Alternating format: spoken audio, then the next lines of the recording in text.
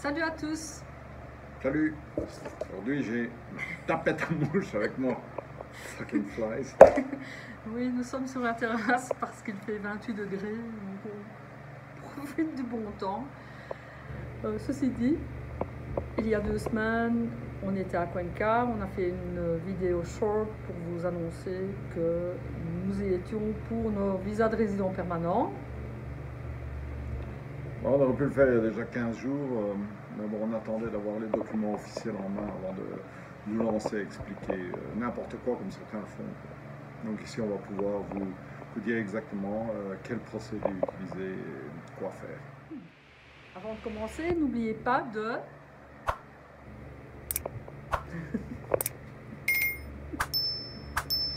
Je voudrais vous rappeler que c'est un transfert de votre visa temporaire au permanent.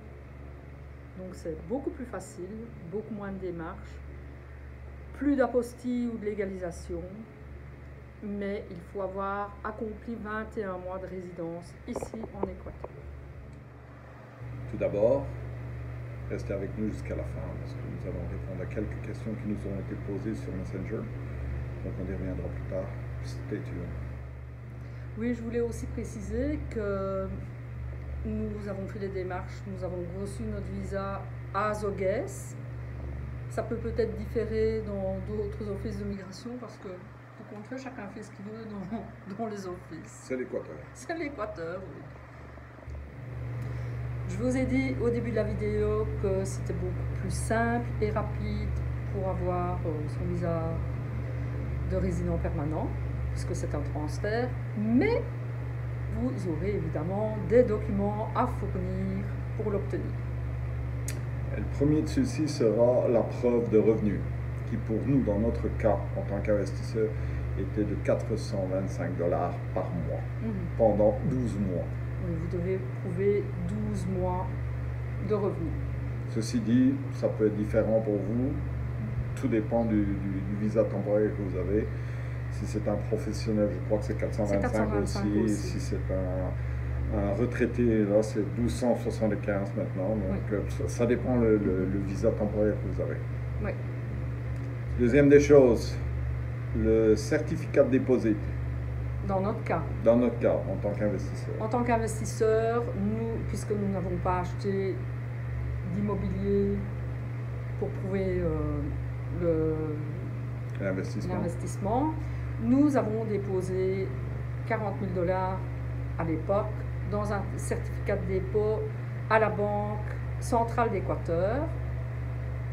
On a dû prouver qu'on n'avait pas enlevé d'argent de ce certificat. Qu'il était resté intact ensemble pour les 2 dernières années.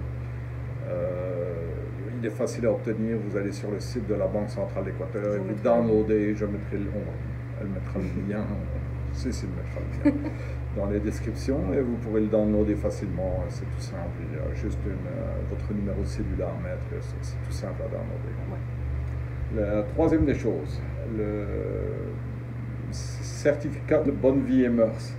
Oui. Le criminal check en anglais, je ne sais pas comment ça se dit exactement. Oui, casier judiciaire. Casier judiciaire, ouais. Ça aussi, vous pouvez le downloader de l'internet, vous pouvez l'avoir vous-même. Je crois qu'on a le lien, oui, on mettra aussi dans les descriptions. Oui. Vous pouvez aller simplement sur le site, rentrer votre cellulaire, rentrer les informations et vous pouvez downloader moyennant des frais. Oui. Juste pour expliquer, c'est que, évidemment, puisque vous vivez ici, c'est un extrait de casier judiciaire pour voir si vous n'avez pas commis de crime ici en Équateur. Plus besoin de demander quelque chose de votre pays d'origine. Aucun document de votre pays d'origine n'est nécessaire pour le permanent. C'est tous des documents que vous trouverez ici en Équateur.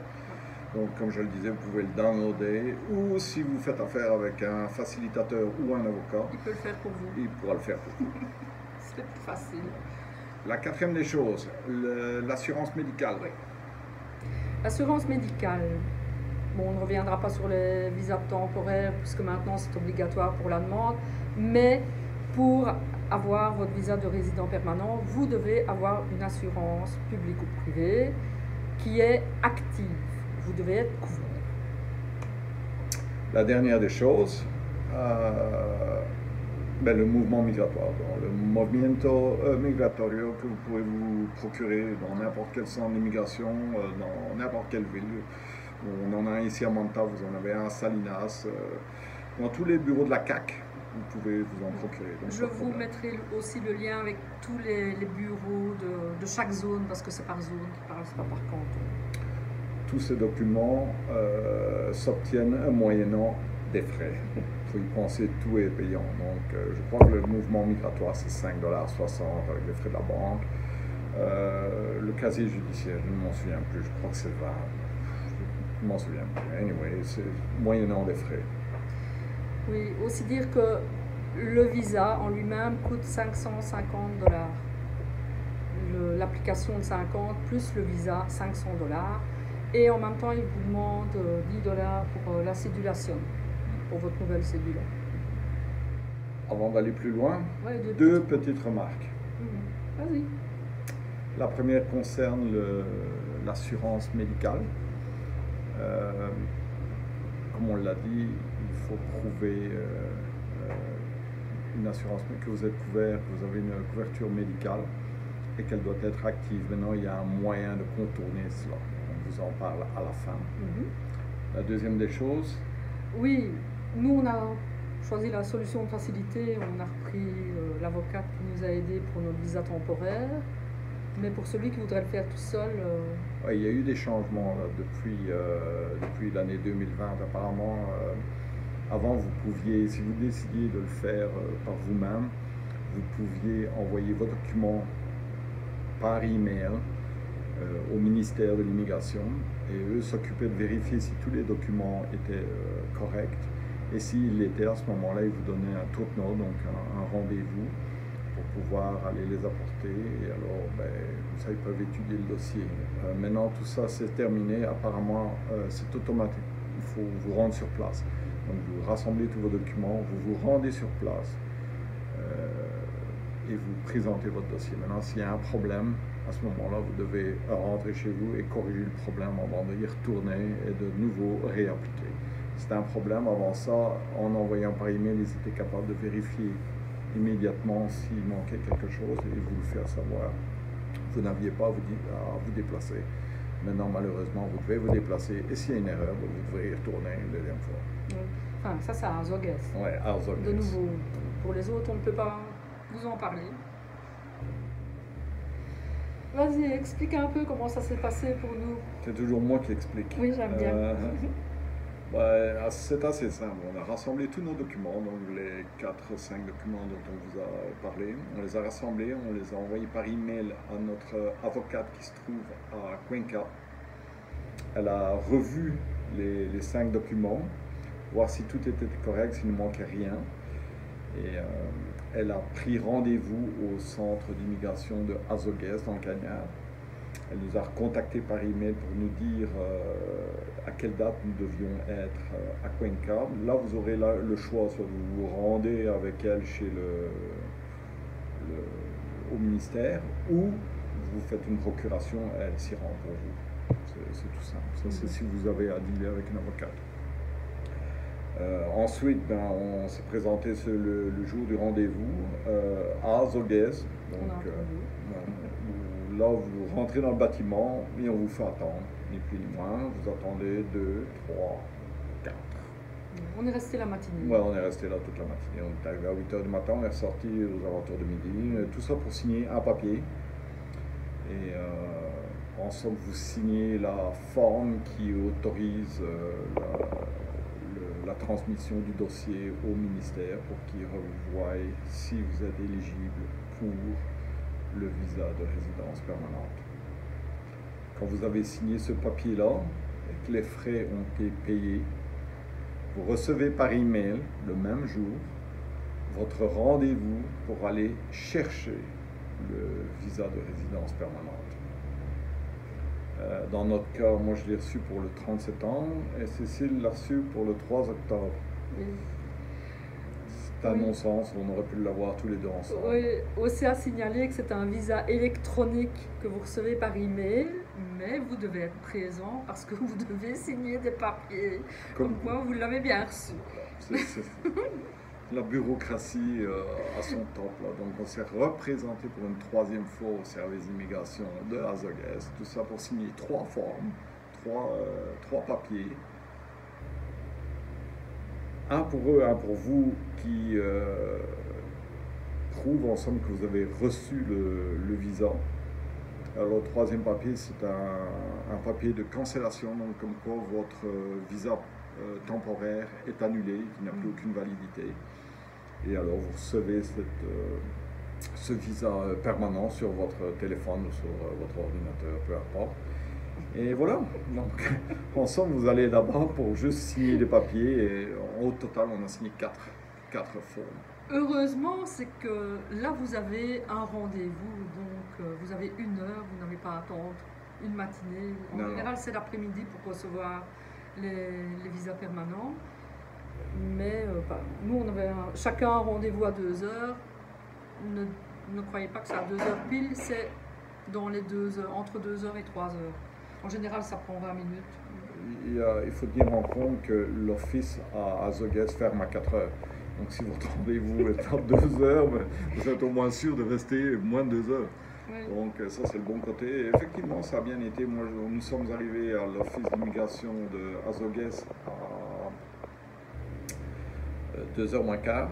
Et à 3h moins quart, j'étais sorti. Donc, oui, tu m'avais envoyé que tu avais reçu ton visa vers 2h18, j'avais vu sur mon téléphone. Après ça, même quand vous avez reçu votre visa sur votre téléphone ou votre device, il faut quand même attendre parce que les papiers à signer viennent après. Donc, vous recevez d'abord votre visa sur votre téléphone et après ça, vous devez attendre que le gars sorte de son bureau pour faire signer ces 3 formes, comme je vous ai dit, là, les 2 formes comme quoi vous avez bien reçu le visa et l'autre pour canceller votre temporaire. Donc, vous ne pouvez pas repartir directement en recevant votre visa, il faut attendre.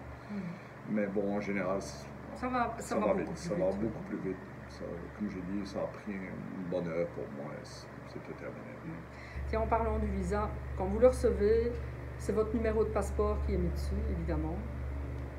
Donc, j'ai demandé à Marie-Hélène, avec qui je suis allée lundi, et quand vous changez de passeport, que vous devez renouveler votre passeport, à ce moment-là, vous devrez renouveler, transférer votre visa permanent pour avoir le nouveau numéro de passeport dessus. On ne sait pas comment ça se passe exactement parce qu'on n'est pas dans le cas. Moi, mon visa est encore valable, mon passeport est encore valable 3 ans. Et toi, moi, le mien encore, jusqu'en 2028. Donc, encore 6 ans. Donc là, je ne sais pas comment ça se passe, on verra. Si on fait encore des vidéos à ce moment-là, on vous en parlera. Non, encore du temps. Il y a de l'eau qui va couler sous le pont. Une petite chose, le visa permanent est un choix personnel. Certaines personnes ne seront pas intéressées à passer au travers du processus de permanence, mais dans ce cas-là, vous devrez renouveler régulièrement tous les 2 ans votre temporaire. Oui, c'est un choix parce que pour devenir résident permanent, vous ne pouvez pas sortir plus de 90 jours par an sur vos 2 ans.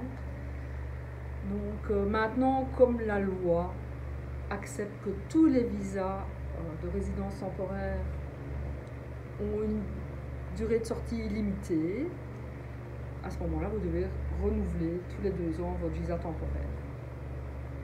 Donc, par exemple, si vous avez un temporaire et que vous décidez d'aller passer 7 mois dans votre pays d'origine pour des vacances, quand vous reviendrez ici, automatiquement... Vous ne pourrez pas devenir résident permanent parce que vous serez sorti plus de 90 jours. C'est pour ça que certaines personnes qui ont l'intention de faire le va-et-vient entre l'Équateur et d'autres pays décident de rester temporaire ad vitam aeternam. Nous, on a décidé la permanence parce que ça nous donne un peu plus de liberté. On a droit à 180 jours par année, les 2 premières années pour sortir du pays. Et après ça, c'est illimité, on peut sortir, enfin pas illimité, mais on a droit de sortir du pays 2 ans d'affilée, revenir 24 heures, repartir 2 ans, ça n'a plus d'importance. Et bon, il y a l'option aussi de prendre la citoyenneté entre-temps. On verra, tout ça, c'est le futur, on verra. N'oubliez pas non plus que tout ce dont on vous parle aujourd'hui, c'est à la date d'octobre 2022. termine le 5 octobre. C'est pour le moment. Ça changera sûrement au mois de février. Tout ce qu'on vient de vous dire, au prochain mois de février, c'est terminé et sera probablement tout à fait différent. Oui, il y aura des nouveautés, comme tous les ans. C'est une coutume pour eux, hein. Puisque vous avez été gentil et que vous êtes restés jusqu'à la fin, on va vous parler des 2 petites remarques et des questions posées sur Messenger. La première petite remarque concerne l'assurance médicale. Quand on vous a dit qu'il faut présenter une preuve de couverture d'assurance médicale équatorienne quand vous procédez avec votre demande de visa permanent, c'est vrai, mais il y a moyen, si vous n'avez jamais été couvert par une assurance ici locale, il y a moyen de... Il y a un loophole, on peut contourner. C'est-à-dire que vous pouvez vous mettre en contact avec certaines assurances. Elles ne le font pas toutes, mais certaines le font. Moyennant un frais, donc moyennant... Je crois que c'est 45 $. Ouais, c'est 45 $. Ils vous font une lettre, en somme, comme quoi vous êtes couvert chez eux, quand vous ne l'êtes pas. Hein. Et vous pouvez présenter cette lettre-là au service d'immigration. Et eux, pour eux, ils ne savent pas que vous n'êtes pas couvert. Donc la lettre prouve en somme que vous êtes membre de l'assurance, enfin vous êtes couvert par cette assurance-là, et c'est un faux en somme. Ce n'est que ça, c'est un faux. Vous ne pouvez pas aller vous faire soigner avec. Non, vous ne pourrez pas vous faire soigner, non, c'est pas comme ça que ça marche, c'est juste pour votre demande d'application de visa de résidence permanente. Et oui, c'est l'assurance que nous, on nous avait conseillé, c'était 45 $. Mais elles ne le font pas toutes. Hein. Par exemple, l'assurance, parce que nous sommes vraiment assurés, et Equasinitas nous a fourni une lettre sans problème. Quoi. Mais si vous n'êtes pas couvert, vous devrez essayer de trouver une assurance qui acceptera de... Est-ce qu'on en mettrait une dans les descriptions? Ou on laisse les gens chercher par eux-mêmes? Parce que c'est pas tout à fait légal. Hein. Donc, on ne met rien. Ouais, bonne chance pour le trouver. Nous, on en connaît une, mais bonne chance. Oui. La deuxième question, c'est concernant les personnes qui overstay. Donc, qui dépassent leur visa, ouais. Que ce soit temporaire ou visa touriste. On reçoit cette question-là régulièrement sur Messenger par message personnel. Qu'est-ce qui se passe si je reste trop longtemps dans le pays et que je passe mon visa? Mais là, évidemment, il peut y avoir des problèmes. On n'a jamais vraiment su répondre à la question parce qu'on avait des avis différents de différentes personnes, donc sans être sûr, on ne s'est jamais aventuré. Mais puisqu'on était à Azogues et qu'on a eu beaucoup de temps à tuer, j'ai posé la question à un des agents d'immigration là-bas. Et puis, quelqu'un qui dépasse son visa, à l'heure actuelle, the way it is now, donc ici, au moment où on se parle, les sanctions ne sont pas sévères, disons. En admettant que vous dépassez vos 90 jours, donc le visa T3 de touriste, ou le 180, l'autre T3 avec extension, ou le visa temporaire que vous ne faites pas renouveler à temps, la pénalité, elle est assez minimum. Quand vous quittez le pays... Merci le Covid. Oui, avant le Covid, c'était beaucoup plus sévère. Mais maintenant, depuis la fin du Covid, les sanctions sont de 200 $ par personne au moment où vous sortez du pays. Si vous payez au moment de la sortie du pays, vous pourrez revenir aussi vite. Là maintenant, si vous ne payez pas à la sortie du pays, en rentrant chez vous, en rentrant dans votre pays d'origine, vous devrez appliquer dans une ambassade, dans un consulat pour avoir un visa. Et quand vous atterrirez de nouveau à Quito ou à Guayaquil, vous devrez payer 200 $. De 200 $ à ce moment-là. Donc tout dépend le laps de temps. Si vous payez à la sortie, au moment où vous quittez le pays, ou si vous revenez au moment où vous rentrez dans le pays. Le laps de temps diffère à ce moment-là. Pour ceux qui restent plus longtemps que leur visa temporaire, les sanctions sont les mêmes, c'est 200 $. Et si vous voulez revenir, il faut appliquer à partir de votre pays d'origine. Donc, par exemple, pour un Canadien qui décide de rester plus de 2 ans et qui ne renouvelle pas son temporaire ou qui ne fait pas la procédure pour dire d'avoir son permanent, en quittant le pays pour aller voir la famille, il devra payer 200 $ à la sortie. S'il ne le fait pas, il devra rentrer chez lui au Canada et appliquer pour un visa à partir du consulat à Ottawa ou à Vancouver ou peu importe, Toronto, peu importe. Donc ça c'est les sanctions. Une autre chose, à partir du moment où vous dépassez de 30 jours votre visa, donc que ce soit le T3 ou le temporaire de 2 ans, vous êtes automatiquement inadmissible pour la permanence. Donc c'est fini, vous êtes barré à vie. Donc quelqu'un qui n'a pas renouvelé son visa de résidence temporaire, par exemple, ne pourra faire que des temporaires. Ne pourra faire que des temporaires dans le futur. Pour aussi longtemps qu'il décidera de vivre en Équateur, il ne pourra que renouveler de temporaires. La permanence ne s'appliquera plus à cette personne. En somme, vous perdez le droit à la permanence et à la citoyenneté. Et à la citoyenneté si vous dépassez votre visa temporaire. Donc, pour certaines personnes que nous connaissons à Bayanita, s'ils décident un jour de retourner en France, ils vont avoir des drôles de surprises. Anyway, ça c'est des petites remarques qu'on voulait ajouter. Donc, j'espère que ça a été assez clair pour vous. Si vous avez des questions, de toute façon, commentez ou envoyez un message privé sur notre page Facebook. Le bottom line pour les dernières petites remarques, ne passez pas votre visa. Faites-le renouveler si vous êtes ici en touriste, vous avez un T3, appliquez, ça coûte 140 $, c'est de toute façon 60 $ moins cher qu'à la sortie du pays de toute façon, parce que vous devrez payer. Donc faites-le renouveler, ça prend quelques heures et c'est tout, ça coûte 140 $. Donc faites-le renouveler. Pour le moment. Et quand vous avez votre extension, sortez avant les 180 jours. Sinon vous aurez des pénalités immanquablement et ça peut poser des problèmes si vous voulez revenir un jour. Bon, maintenant, si vous êtes touriste et que vous n'avez jamais l'intention de revenir ici, vous ne payez même pas à la sortie. Vous dites que vous payerez quand vous reviendrez, c'est tout, il n'y a pas vraiment de problème. Mais pour les gens qui vivent ici et qui veulent réentrer dans le pays, ben là, ça peut poser un problème. Donc, ne faites pas de conneries, faites-le et c'est beau. Oui, il faut juste être patient. Mais il faut être patient. Faites patience et tout. Un visa, ça se mérite quel que soit le pays de toute façon. Oui, malheureusement, on connaît des gens qui ne sont pas patients du tout. On a été patients quand moi j'ai émigré au Canada, ça a pris du temps. Ben, ici, ça a pris du temps aussi. Puis voilà. Maintenant, ça y est, on y est, on y reste.